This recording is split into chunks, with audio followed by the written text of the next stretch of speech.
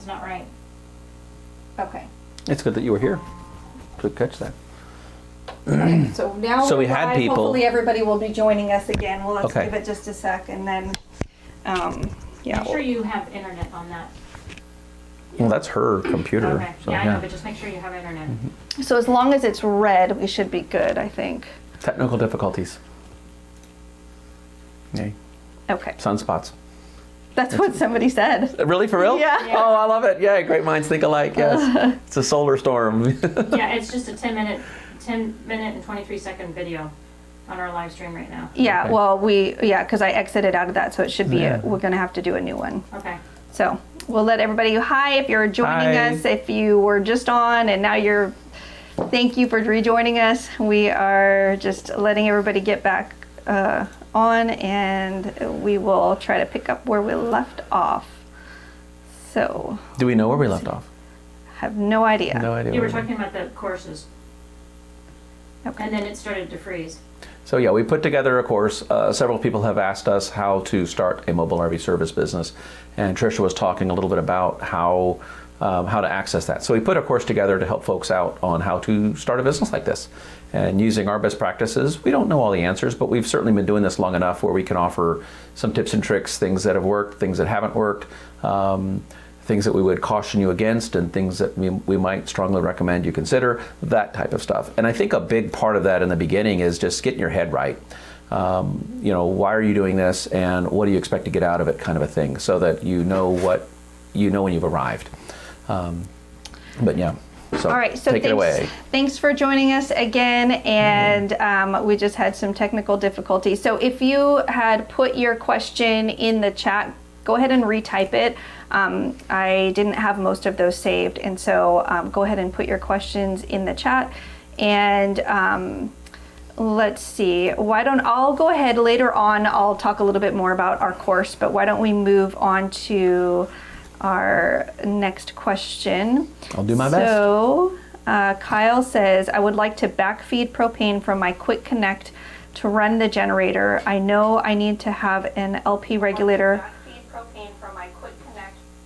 on my spare tank, and I plan to close my tank valve. Would this work? Okay. Read that one more time. I'm trying to visualize in my brain. Okay. Read that again. I would like to backfeed propane Okay. from my quick connect to run the generator. Quick connect. I know what a quick connect is. Where is this quick connect? Like, is it right there at his, I'm assuming he's got an AMSE tank. You know what? Okay, let's move on to the next one. I'll see if I can pull up a Okay, picture. because, I can help you with that. I need to know where the quick connect's located though, because that might matter. Yeah, I think I had a picture, but Oh, okay. but I don't know. Well, let's move on. Okay. Okay, Jacopo. But I have an opinion on that. But your quick connect, I'd like to know where that's located. Before or after the regulator on the RV. 'Cause you Okay, could do he's one not before. live. This was a pre-queued. Okay, So, all right. So this next one is going to be about the color of smoke and what that might indicate, because this customer or this person had some colored smoke. Okay, So, okay. So he says, I have a hydroflame, Furnace. 10,000 BTU installed on my van. The furnace works, but sometimes, not always, it makes black smoke from the exhaust after a few hours. Okay. I removed the grill and I checked, I cleaned the pipe. It looked okay to me, no rust or cracks, and it was pretty clean. What can I do? What should I check? Okay. And so if you want to talk to that specifically, but maybe also talk about like the different colors Smoke that and stuff? smoke and Okay. yeah. So it's a furnace, and he's running it on propane, and occasionally he's getting black smoke coming out of the exhaust. Okay, so when propane is burning and it's being consumed, it only produces, this would be in a properly configured system where everything's working the way it's supposed to be, everything's dialed in just right. All it produces is carbon dioxide and water. That's it. So it's very safe. It's not like if there's a big propane spill, you're not calling hazmat to clean it up. Like if it was like a battery or something that exploded all over the ground, or fuel or something all over the ground. Okay, now we got issues. But if it's propane, it's basically carbon and hydrogen, and when you burn it, you're going to get carbon dioxide and water. That's it.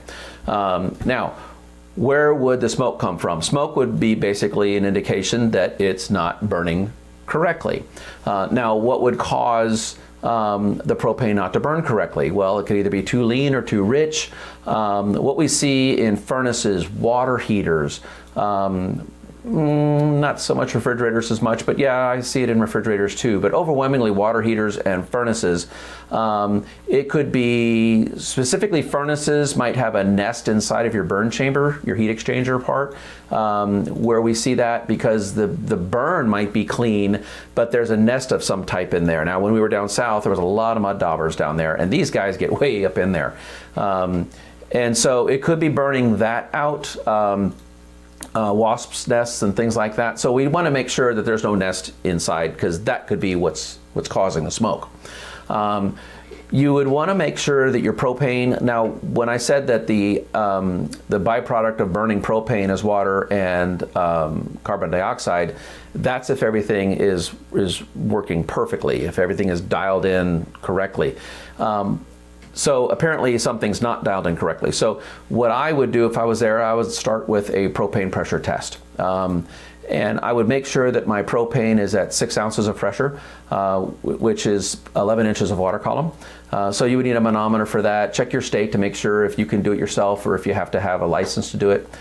We started our business in Texas, and that was regulated by the Texas Railroad Commission. I had to have a manager's license and take 8 hours of training, and also make sure that my insurance was maintained every single year, or I could get in a lot of trouble for working on propane.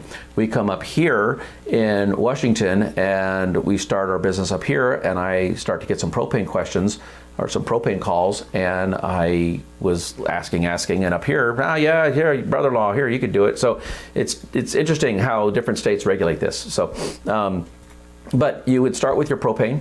I like to check the pressure at the appliance, so I would check your propane pressure at your furnace to make sure that you're at 11 inches of water column, or 6 ounces. Now, the other thing on a furnace is your orifice. We've done jobs, and I've got some pictures of this. It was fascinating. We had a customer come all the way from South Carolina. He had been through multiple different dealerships. They could not figure out what was wrong with his furnace. He brings it to us, and within a matter of minutes, I knew what the problem was. And that little orifice right at the burner jet, little teeny insects had gotten inside of there and made a nest. And so that was restricting this perfect flow of propane vapor. It was too much oxygen, not enough propane, and we weren't getting a nice clean burn that way as well. So a couple things to check. And black smoke would be an indication that it's just not burning cleanly. I don't know that you would get gray smoke out of a propane. We do see gray smoke out of an aqua hot. That's an indication of unspent diesel fuel. So on your aqua hots, you might get, you don't want blue smoke, that's bad. But gray smoke out of an aqua hot is unburned diesel fuel. Black smoke out of your furnace is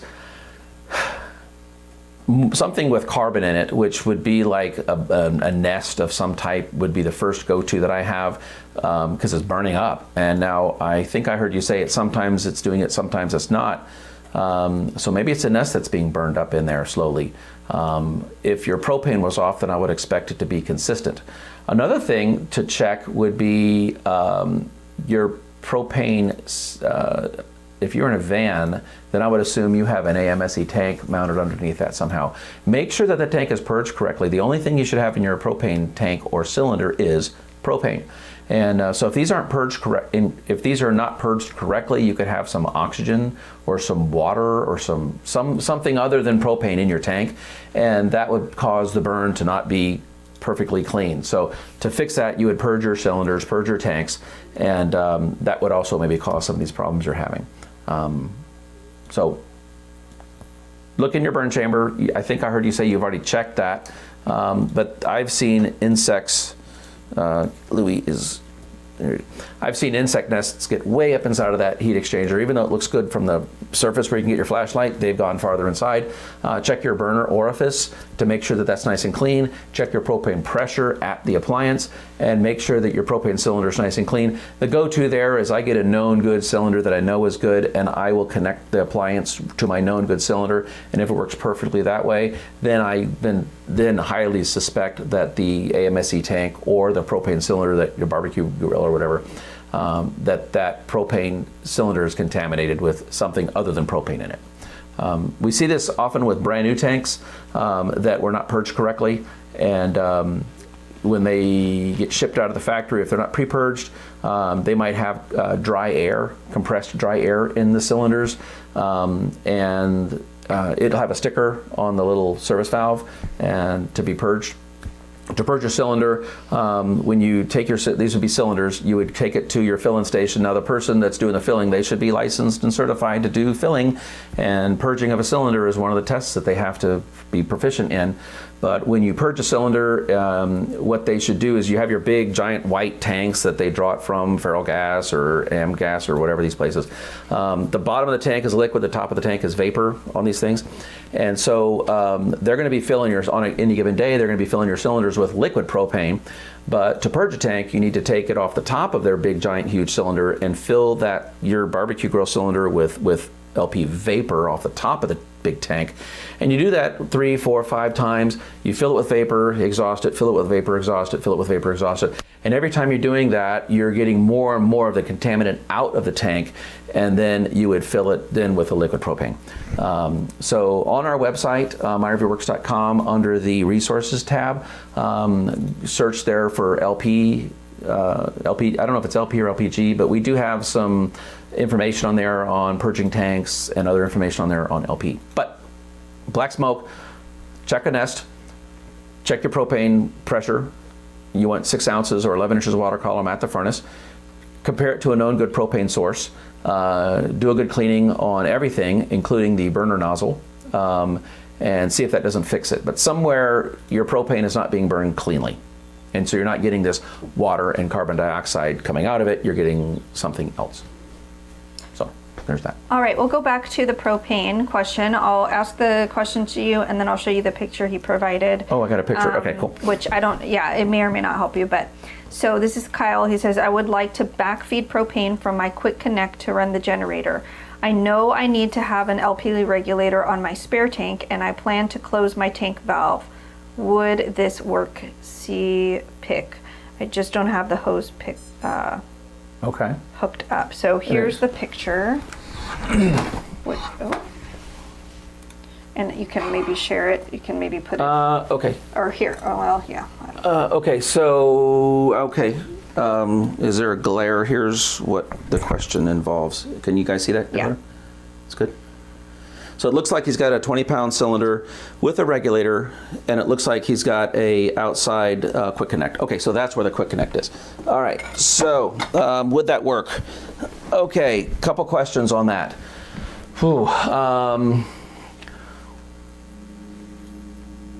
Why would you do that? There are better ways of doing that. Now, the LP system is a gas-tight system. So could you, would you, should you do it that way? Let me see that regulator again. Is that a 2-stage regulator? So here's what I would say to that. If you're going to do it that way, make sure that regulator on that cylinder that you're using is what we call a 2-stage regulator. Okay, so what that means is the cylinder itself could go up to 375 psi. After it goes over 375, it starts to blow off out the back side of it. And we've seen that when it's down south and it just gets hot. They kind of burp off too much pressure. So if that's like a barbecue grill type of regulator, don't do that. Those are rated for anywhere from 1 to 5 to 10 to 20 psi. And in your RV, everything in your RV is 6 ounces. It's not psi, pressure square inches, PS, pressure per ounce, PSO. Anyway, it's 6 ounces of pressure, or we say 11 inches of water column. So we need to make sure that regulator that you have on that cylinder is set correctly to 11 inches of water column. Okay, that's what everything in your RV wants to see. Okay, so we need to make sure that regulator is set that way. Now what you're going to do is you're connected to that quick connect on the outside. That looks like it's the type that you might hook up an external stove or an outside barbecue grill or like a fire ring or something like that. So you're going to backfeed that, and you're going to turn off the service valve at your tank. So technically As long as that regulator, I'm going to stress that, as long as that regulator that you have on your external cylinder is rated for 11 inches of water column, and your service valve is turned off, then yes, your plumbing lines, your gas tight plumbing lines would then be hit with 6 ounces of pressure, and then you could run your generator that way. The only reason it would be important to close your service valve is because why would you use your little 20-pound cylinder to fill up your giant tank? You're going to lose all your pressure. So yes, you could turn that off. Let me make this recommendation though. So can you do that way? As long as that regulator was rated correctly, I don't see a technical, mathematical reason why it wouldn't work, but I wouldn't recommend it. It's not the right way to do it. Better, which I would recommend, is go to your AMSE tank, and you're going to have your service valve on your AMSE tank, and then you're going to have the regulator right there. Okay, now that's the regulator that's rated for your RV. And it's also going to be set to 6 ounces or 11 inches water column. Now they have, several manufacturers make them. Sturgis Day makes one, Stay Longer makes one, Marshall Excelsior makes one. And all you're going to do, I've done videos on these. So here's your AMSE tank, okay? Here's your service valve, and then here is your regulator. Okay, so coming out of the service valve, and then this goes into your RV to do all of your generator, your light, well not your lights, your generator, your furnace, and all these types of things. They have an appliance that fits right here, and that's how I would recommend you do it. It goes right here, and so here's your little cylinder, okay, LP 20, 30 or 40 pound cylinder, and then here's your service valve, and then you connect it right there. Then you do not put a regulator here. You just connect it to the cylinder and let the onboard RV regulator do all the regulation of it into your RV. I would much rather see you do it that way and use the regulator on the RV than the one you have on your cylinder. There's nothing wrong with the one you have on your cylinder as long as it's a 2-stage regulator and the final output of that is 11 inches water column. But I just don't know that I would recommend that. I'd much rather see it done this way. And this is an easy operation to install. Like I said, I've got several videos of me putting these in, so strongly consider doing it this way, please. The manufacturers have designed it. The other thing you want to look at is NFPA 1192. NFPA 1192 has got all your standards for RVs, and Chapter 5 is the one that covers all standards for LP. So you can read to your heart's content. It's very well written, love it. Great page turner on all the regulations for everything LP in the NFPA 1192, Chapter 5 on all this. But I'm familiar with this. I don't see any reason. I can't visualize any code that says you're not supposed to do it that way. It's just highly not recommended. It's better to do it right here than where you're wanting to do it. Okay. So, but it is a gas tight system. You're putting pressure in. My concern is that regulator. But anyway, so there's that.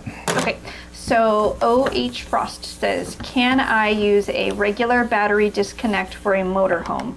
I have the Intellitec BD1 and want to put in a different on-off switch with a simple on-off-on button. Yes. So battery disconnect switch is going to do, so you're wanting to do a mechanical, and like maybe the one you have is this big giant solenoid, like a bad boy solenoid, which has got these engage, disengage, lock things, and you just want a manual disconnect. I'd say absolutely.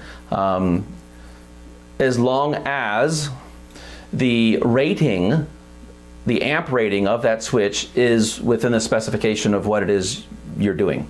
What you wouldn't want to do is, let's say you need a 300 amp switch and you put a 100 amp switch in there. Would not recommend that at all. But if you do the math and you find out that it's a 300 amp and you found a 300 amp switch, knock yourself out. You can do that all day long, yes. So the key there is making sure that the rating that you're putting on is still within or greater than what that current would ever see. All right. And if you're just now joining us, we are answering questions live. We try to do this monthly. We've kind of changed the days a little bit, so we're kind of testing out what Mondays look like. But if you have a question, RV-related question, go ahead and post that in the chat. and let us know the manufacturer of the specific appliance that you are talking about. So if you have a water heater or refrigerator, let us know, is it a Suburban water heater? Is it a Dometic, Norcold? What kind of water heater, refrigerator, etc. do you have? And the model number as well. We don't need to know if you have a Jayco, Winnebago, any of that information, but we do need to know the specific item in question. And go ahead and just put that in the chat and we will get to as many as we can. So the next one is Joe, and he says, I have a Suburban water heater, SW10DE, replacing gas valve, manifold, outlet tube, and burner. Do the 1/4 inch Loxit nuts just slide on each of the inlet tubes? Read the last part again. Having a hard time. Loxit nuts. Do those 1/4 inch Loxit nuts just slide on each of the inlet tube? Reframe that. I'm not sure. Okay, Joe, if you're still on, if you want to just clarify that. I'm sure I can help you with this, but I'm not sure what the Loxit nut you're referring to is. I've done enough of these. Pretty sure I can help you with this. I'm just not sure what that terminology is. Okay. So yeah, rephrase it, and yeah, I'll do my best on that. Okay. Manfred says, I have a disabled son. Is there a kill switch or cutoff switch for the slide button? There's, okay, yes and no. If I am a manufacturer of slide rooms, then I basically need power to my switch and I need power to my motors, and the manufacturers can wire that any way they want to. Now, if it is a Class A, a lot of times we might see, and I've seen it both ways, some manufacturers want the engine running and some of them don't. Some of them want the park and brake set, some of them don't care. And so all this is to say is that if you do not have a kill switch for this, I've even seen somewhere there's an actual key that you have to have inserted and turned. So all this is to say that there's more than one ways to do that.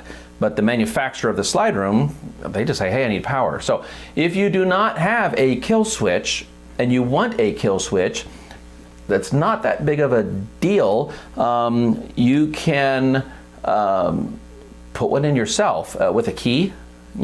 Another thing that might be simple to do is find the fuse that runs the slide room and just pull the fuse. That might be an easy thing to do.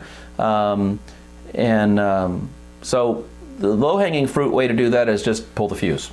Okay. Now, hopefully that fuse doesn't do many other things. The better, I'm an engineer, right? So the engineer way to do it, okay, is to put like a key kill switch in there where you have to have your key to turn it on. And you could get like a momentary key, but you have a physical key that you put in a momentary this way, momentary that way, and just take the existing rocker switch they have and install your key switch in its place, and that way you have to physically have a key you have to put in and do it that way. So these are just some ideas, but maybe the easiest way to disable that would maybe be to pull the fuse, would be the easiest thing I would think of. All right, and DNL Machine says, hello, thanks for all you do. Hey. Can the rigid foam extruded polystyrene insulation be used in the ceiling of a trailer? It's 2 inches thick, R10, or is the fibrous insulation better? I've done it. I think you're talking about that white stuff. That that white styrofoam stuff. I've bought. I think your answer is yes, it's fine. I've bought that rigid foam. I bought 2 service trailers. Both of them are just like, one was a paste trailer and one was a cargo. I don't know who made it, but these are just your trailers you tow behind. And so on day 1, I buy the trailer, bring it home, take down all their plywood, and I got about 2 inches. No, it was an inch. It was an inch. But up in the ceiling, yeah, I kind of framed it out because our ceilings are kind of arched a little bit, So I framed that out and I stuffed all that styrene foam all over the place just to act as an insulation barrier. I even put some in my floor down below. So yeah, use it all the time. Has it helped? Yeah. In very cold places, it's still gonna get cold. What I do in cold environments during the winter is I bring like the little radiant oil-filled heaters and I just stick it in my service trailer. And so when I am out and about throughout the day, yeah, it might get kind of cold in there, but at nighttime, I plug my service trailer in to charge the battery that I have on my service trailer to run my lights inside and everything. And that also runs my little radiant filled heater, which keeps all my sealants and glues and tapes, you know, from freezing. So, but for me, yeah, I've used that insulation on all of the stuff that I've done. It's easy to work with, cut it with a razor blade. So, yeah. All right, Richard says, hi, I have an ORV19 MKS with 400 watts of solar with an MPPT controller. Okay. I wanted to know if my lead acid batteries are being charged when I have shut off the battery disconnect in the storage bay. Okay. Do you have a meter? Would be my question. It all has to do with how that was wired. Oftentimes what we see is the manufacturer that made your RV will put a battery disconnect in so that on your way out the door or whatever in storage, turn off the battery disconnect. And what that's doing is that's disabling the battery from the RV. Okay, so that means if you plugged it into shore power, for example, and your converter was working, if your battery disconnect was off, then your battery was not being charged. And at the same time, if your battery had juice in it and you had your disconnect off, it's not talking to the RV. Typically, that's what we find on the RV as it comes off out of the factory. Now, oftentimes we see people that would install the solar in their RV and they put their solar array up on their roof, they go through their charge controller, and yes, you fuse all your things, but you go through your charge controller, and then a lot of times they connect it directly to the battery. And so if they did not run that through that battery disconnect, then it's very possible that even with your battery disconnect off, if those solar panels are getting sunlight and your solar charger's on, then it's going to charge your batteries that way. So it really all depends on how it was designed, how it was wired. I know when we do solar installs, that's one of the questions we consult with our customers on is, okay, what do you expect to happen when you do this and when you do that and how you do this and how you do that? Because all that could be designed with switches. It is possible when you're to wire it so that when you do your battery disconnect, it kills everything. Solar, everything. But without knowing how yours was wired, so that's what I meant about the meter. So take your meter, put it on there, put it on DC and plug it in. And the thing with the battery though, if you plug it into shore power, you're gonna probably get around 13.4 to 13.6 volts right there. And then if you were to take it off of shore power, you might still see a little bit of surface charge there, but over a period of time, it will bleed off a little bit and kind of settle around 12-ish, you know, 12.3-ish. So that's what you would expect to see on a healthy battery system. But if your solar is on, you still might see the 13.3 even after an hour or two of the battery being off. And then, see, the solar chargers, they don't, the question we just had, pull the fuse, solar chargers don't have fuses to disable them. You could pull the fuse, you could, well, like the circuit breaker fuse. You could, when I do solar installs, I fuse between the solar array and the controller, and I fuse between the controller and the battery. So that's two separate fuses where the controller, charge controller is kind of in an island between two fuses. I do that because if there's a lightning bolt or something that all of a sudden these solar panels get all this light, I don't want it to, like the light to just blow up the controller. So it's just extra little safety step that I do. But another thing that does is you could pull that fuse, and that pulling the fuse from the solar array down to your controller would basically kill it that way too. And then you could also put a disconnect at that point. So lots of different ways. Don't get me started on how to wire these things. But I'm not sure how yours was wired, but without knowing how it was wired, we don't know what would happen if you turn the disconnect off. That's where you go back to the meter and just kind of monitor and see. All right. And so Joe provided some clarification. So good, he's good. a Suburban So water Suburban heater. SW10DE. Mm-hmm. Okay. And so he says one nut attaches to the gas valve and the other end attaches to the water heater burner. This water heater has an aluminum tube that connects the valve to the burner tube. This is the little J tube. So he says, I have a Suburban water heater. I'm replacing the gas valve, manifold outlet tube, and burner. Yep. Do those 1/4 inch Loxit nuts just slide on each of the inlet tubes?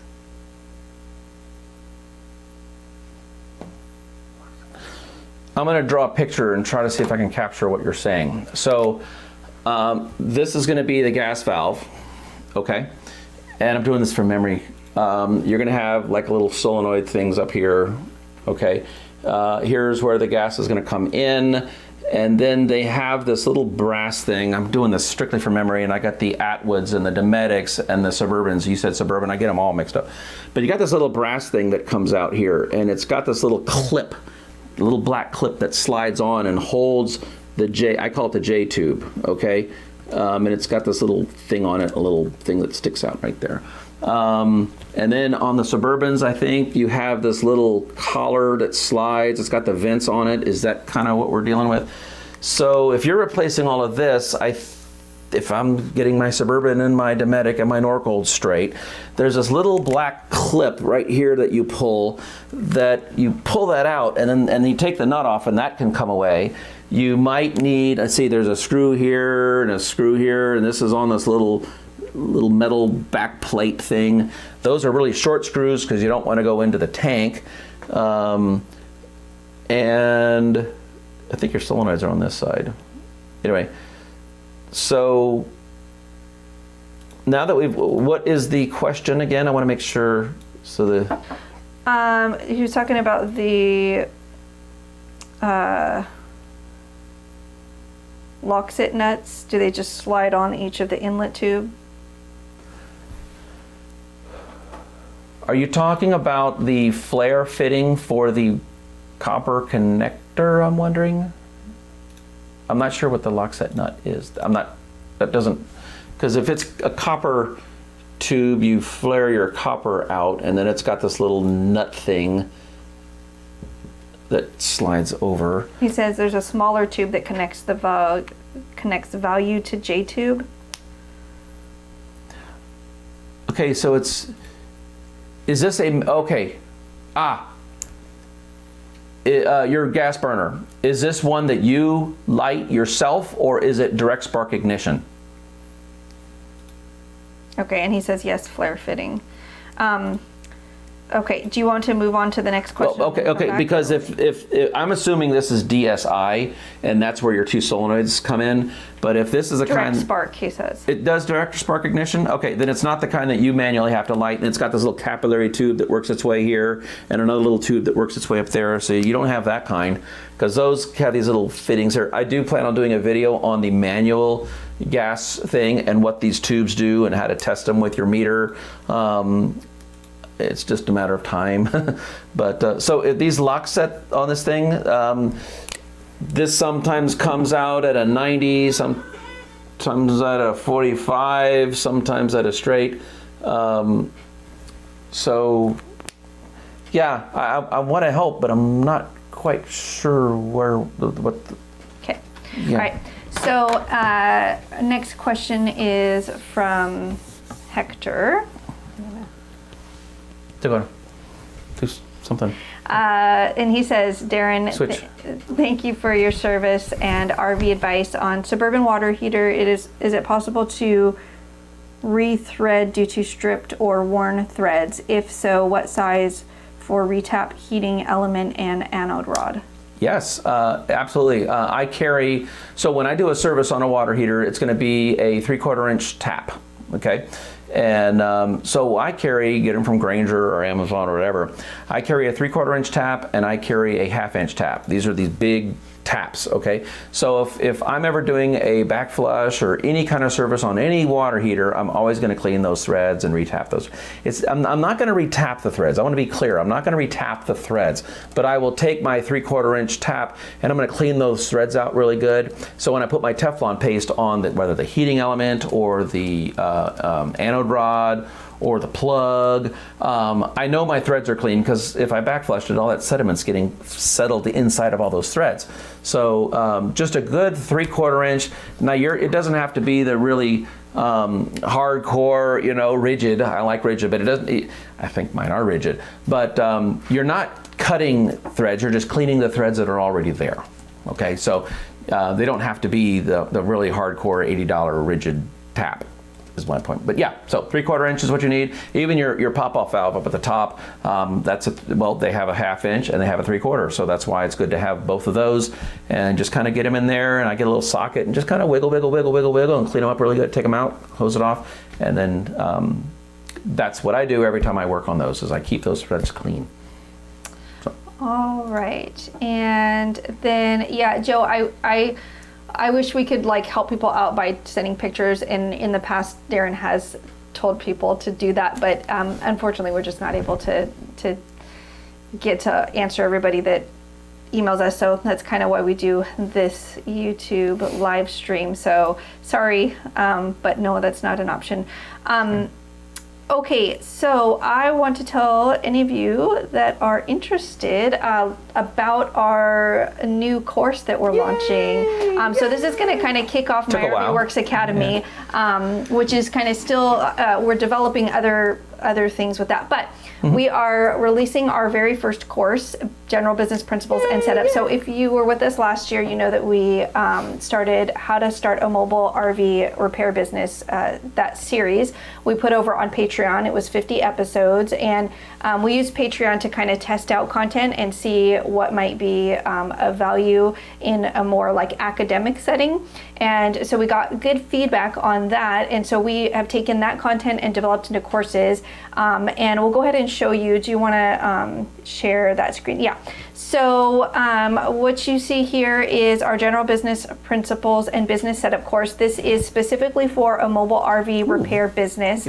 So it is 7 video lessons, and you'll see there's 2 hours of on-demand video. You get 2 months access from the time that you purchase the course. You have 2 months to complete it. That will be those 7 video lessons, as well as lesson assignments and an assessment quiz at the end. There is a certificate of completion, and so if you are taking like courses to become certified, you can look and see if they might be eligible for CE, continuing education credits. And so in this course, you'll learn how to identify your target market, what business structure works best for a mobile RV repair business, how to get the proper insurance package, how to budget for startup costs, how to be a good business owner. And we start by laying the foundation of beginning with the end in mind. And so a really good way to lay a good foundation and get started on a mobile RV repair business. And we'll go ahead and put the link there if you're interested. You can check it out. And we are very excited to offer that to you. Hey. Okay, so our next question is D. Shulston.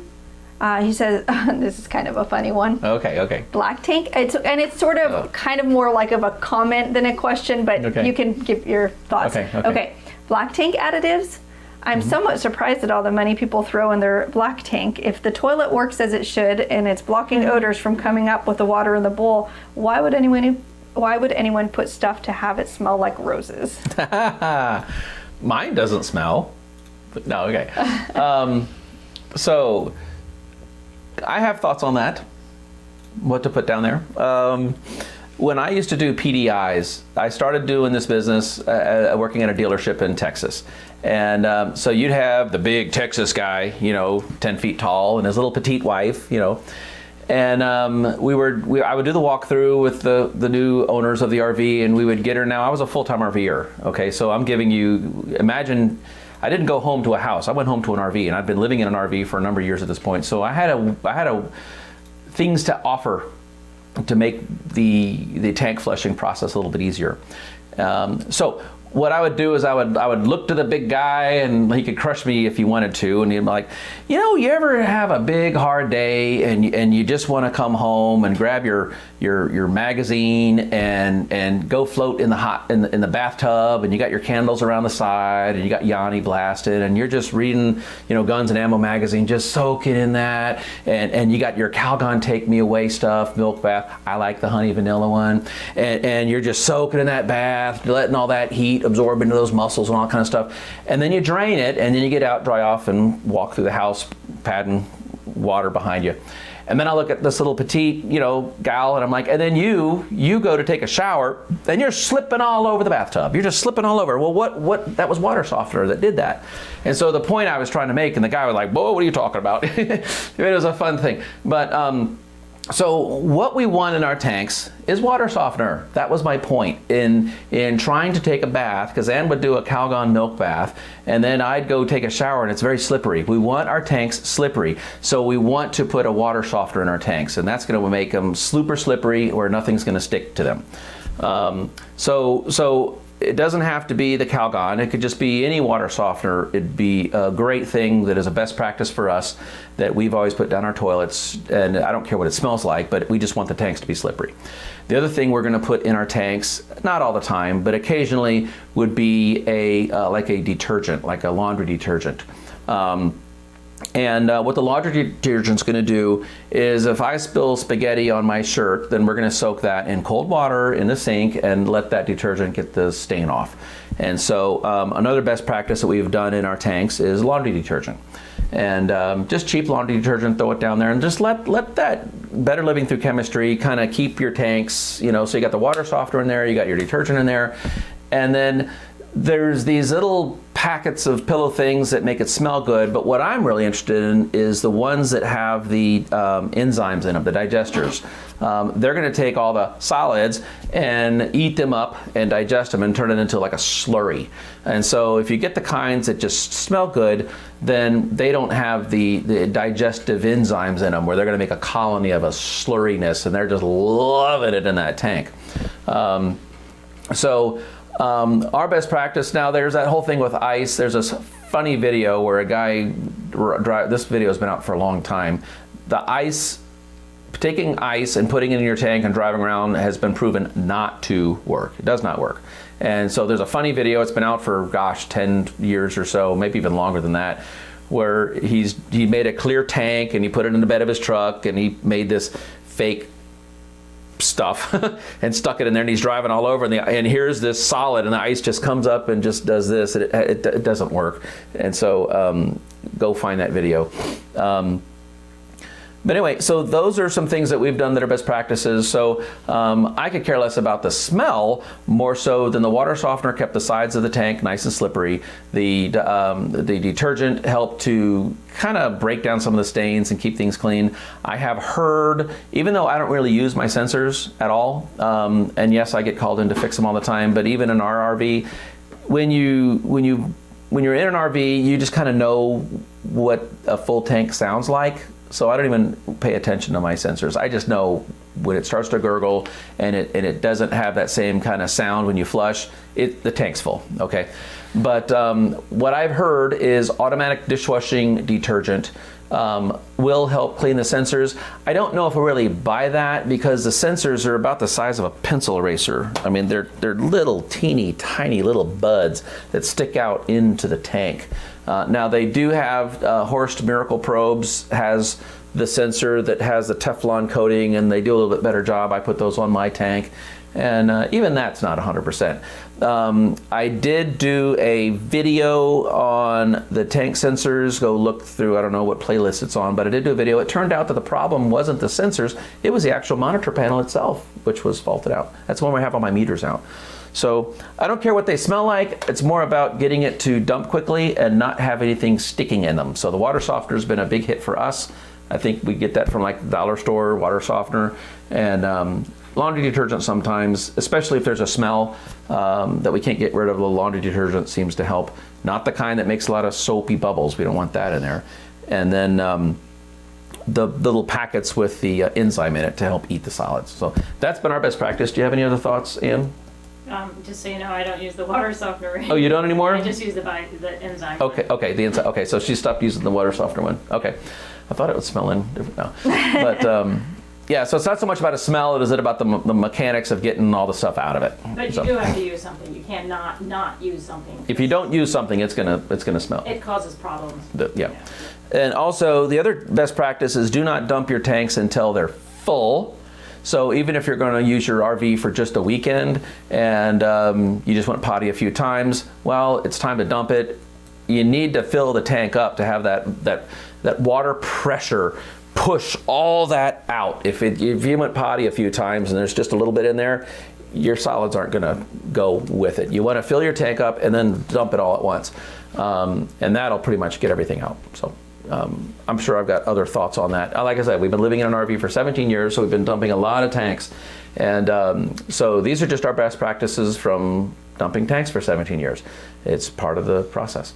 And yeah, we've got other tips and tricks, but yeah, there's our thoughts. Yeah, I always run the dishwasher in the washing machine before we dump. Yeah. I could talk about Darren's tsunami dump, but we'll see if there's other questions. If there's time at the end, I'll talk about Darren's tsunami dump. Okay, so Jason asks, what is a good site to train for propane systems? What state is he in? Okay. Doesn't say. Yeah, he does.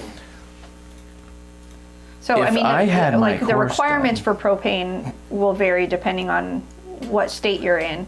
Like, so you might want to first check with your state and see what's Yeah. required. If you're in a state like Washington where there are really no requirements, then you might just I don't know. Would you have any suggestions?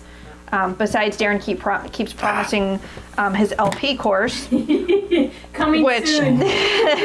Yeah, so if you want to learn about propane specifically for RVs, I would steer you to the NFPA 1192 manual.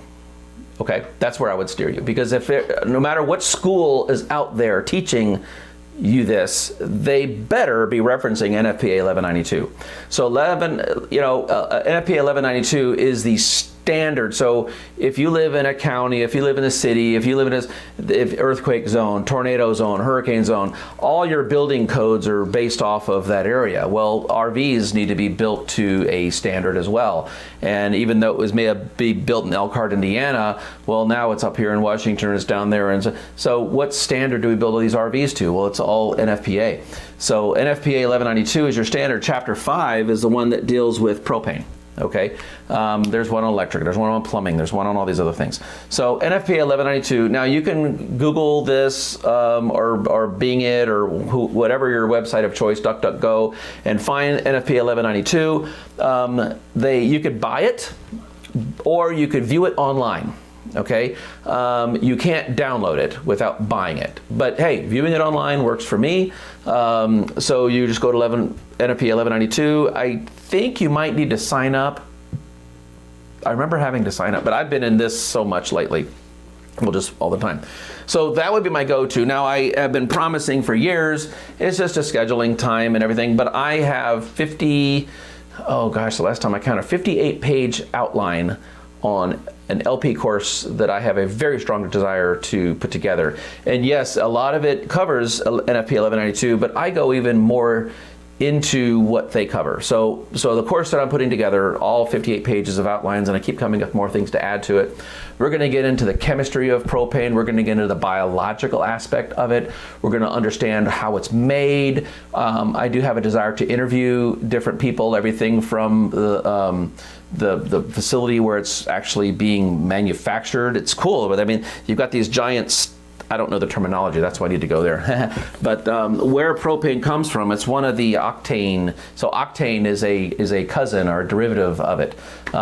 They've got the alkenes, alkanes, alkynes. So we're going to get into chemistry of this. We're going to talk about that. We're going to talk very specifically about how all this applies to RVs.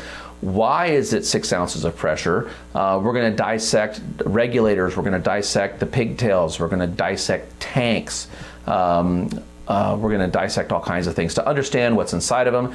And so my wife is here and my son is there. They can vouch. I've got a part next to my shop where I've got things on pallets where I have, yeah, he's nodding his head, where they're there for this course to really make it rock.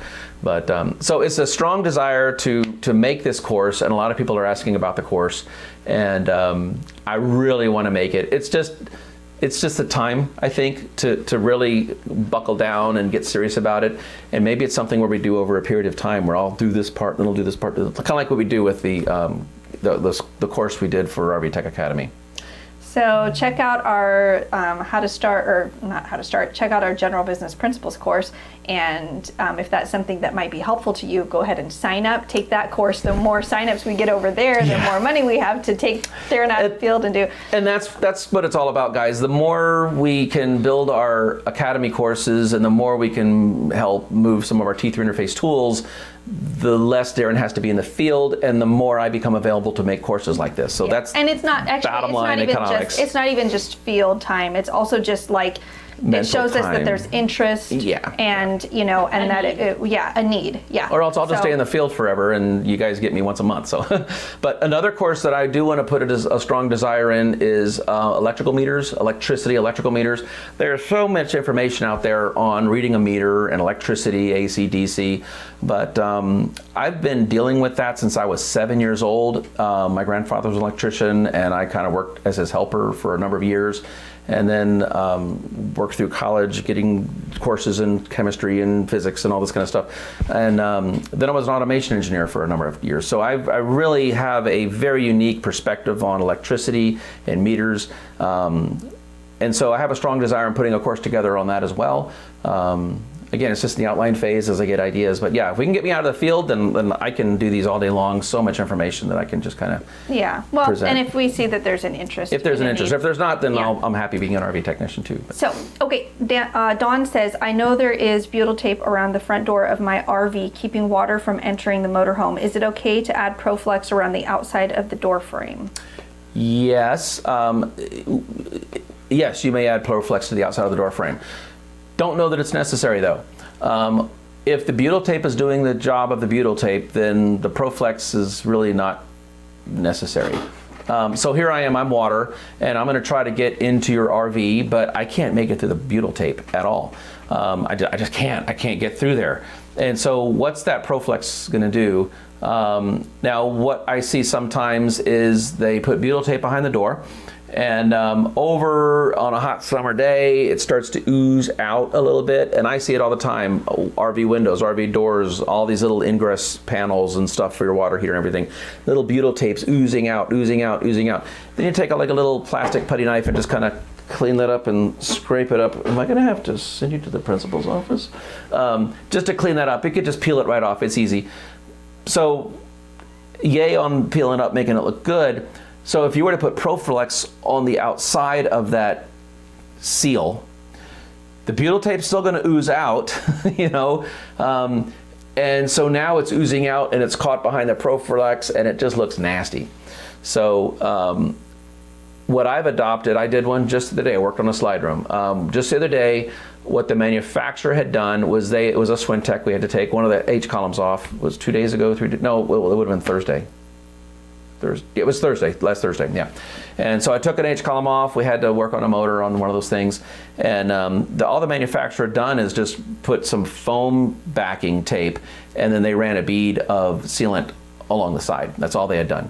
And but you could see where water was starting to get in on that. So what I did was I used my butyl tape along the whole flange of the H column, screwed it back on, cleaned it up a little bit, done. No, I did not run a bead of sealant on the outside because I know that this butyl tape is going to ooze out over the next 5 years. It's just going to ooze. It's always oozing out. And it's going to find its happy spot. It's going to fill all the voids and just keep it compressed. So what I've been doing lately, butyl tape, that's it. Keep it clean, you know, every couple months, just take a little window tool, a little blue window tool. We use a little red putty scraper, plastic, just kind of scrape off the butyl tape that's oozing out. I think it looks better. So anyway, there's my thoughts on that. Or else you're going to put your Proflex on there, and then the butyl tape's going to ooze against a Proflex, and it's just going to look nasty. So these are my thoughts. All right, we have our last question is from Bob. He says, I have 2 Dometic 15,000 AC, and one is on a sloped roof, which has the compressor out of level by 5/8. Mm-hmm. Do you know the rule of thumb on how level they need to be? Mine are the same models. Yeah, the air conditioners, 45 degrees. Because it's a compressor, it's a motor, and it's actually pushing the refrigerant through the tubes, then they could be off plumb by quite a bit.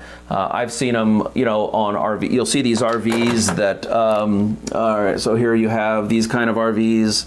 It's like a fifth wheel kind of thing. Here's your wheels. I've seen them on here. They work just fine. Not true for an absorption refrigerator. The absorption refrigerator work uses gravity as one of its elements to make the absorption refrigerator work. But these air conditioners have a compressor, and they're just compressing and pushing and pumping all the fluid where it needs to go. So it probably won't work vertical, but I've seen them all over the place. So you should not have a problem as long as, it's not like upside down or something ridiculous like that. So. but All it right. might still work then because it's a sealed gas tight system, and the compressor is doing everything its compressor's doing. So gravity is not so much does not play as much of an effect on the air conditioners as they do on a refrigerator. Gravity is very, very specific, but on air conditioners, I don't think it is. Why do I call these refrigerators? I have no idea. I don't know. It's okay. All right, thanks for joining us. We are going to finish up there. We try to do this monthly and go live and answer your questions. So we are going to try this out on Mondays. We've had some changes to our schedule, and so we're going to try this out on Mondays. We'll probably try the first Monday at 4:30. Make sure that you like and subscribe. That way, when we go live, you'll be notified. Hit the little notifications bell. And if you are on our Patreon, you will have a bonus opportunity because we go over to Patreon after this and answer questions over there. And so feel free to check out our course. We've got that link. It'll be in the description as well. And it's just $95. It gets you a good foundation for starting up a mobile RV repair business. And do we have more courses we'll be adding to it? We do. Yep, we'll have more courses. So this is just the start of that. Cool. We'll have more to come soon. And what else? Let's see. Yeah, and if you want to be the first to know when something releases, like our folks over on Patreon, they've already known for the last month and have had access to the course. They also were on the ground level helping us to, as we develop this content, to give us feedback. So right now over on Patreon, we have Growing Your Mobile RV Repair Business. Yes. Yep, so that'll be a whole new series that they have access to. So check us out over there as well. And that's for folks that may have been, they may have had, so last year we focused on starting brand new. You're brand new.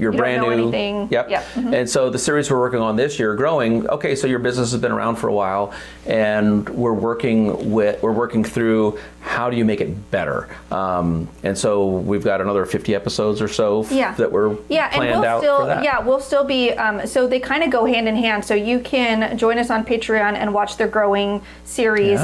Take these foundational courses, and as we're talking, as we're talking about growing your business, we're always going to refer back to the foundational principles. We're always going to incorporate, some of that. And so both the series and the courses will go hand in hand. So check us out. We're going to leave here, say goodbye to you all, see you next month, and then we'll head over to Patreon. Yeah, we'll see you on Patreon for those that join us. Yeah. Thanks for joining us tonight. Thanks. See you next month. Bye. Happy camping. Happy camping. Bye.